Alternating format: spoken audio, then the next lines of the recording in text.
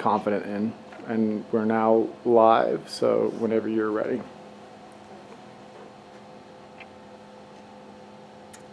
Imagine sitting outside at night on a pleasantly warm evening. You see dark shapes flitting through the air. What are those? Those are bats. Bats are important animals because they provide many ecosystem services, such as eating insects that damage crops, and some species in Arizona pollinate plants like cacti and agave. Unfortunately, many species are declining due to habitat destruction. Also, a disease called white nose syndrome has killed over 6 million bats in North America since 2006, and wind turbines have killed hundreds of thousands of migratory bats. So it's very important that we have accurate assessments of their population numbers and know what kind of habitat is important to these animals. One way that we can monitor bats is by eavesdropping on them. We can do this using devices called bat detectors. Bat detectors use special microphones to record the high-frequency sounds that bats make and turn it into sounds that we can hear or see on a sonograph like this. Each blue line is a representation of a sound that a bat made. Using bat detectors, we can study bats without bothering them, and we can get a lot of data for a relatively little amount of work.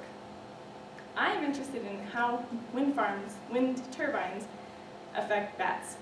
Specifically, I wanted to learn about bat habitat in northern Arizona that is similar characteristically to where wind turbines have been built or proposed previously. But first, I needed to know how bat detectors have been used in the past to better inform my study, as well as future studies on bats.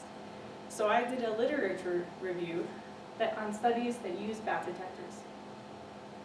I read over 100 papers, and I found that there are many different ways to study bats with bat detectors.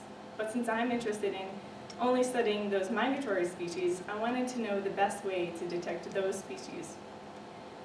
I found some studies that put the microphones of the detectors at different heights to see if there was a difference in species detection. Most of these studies found that microphones at higher than 5 meters above the ground detected migratory bats better than microphones at less than 5 meters. So for my research, I found that it's important to get those microphones up as high as possible to study migratory bats. As a result, I'm going to put my microphones at 8 meters above the ground, and from the information I get there, I hope to find out more about migratory bat habitat in northern Arizona and help protect bats from getting killed at wind turbines so that hopefully they can continue to provide us with their services. Thank you.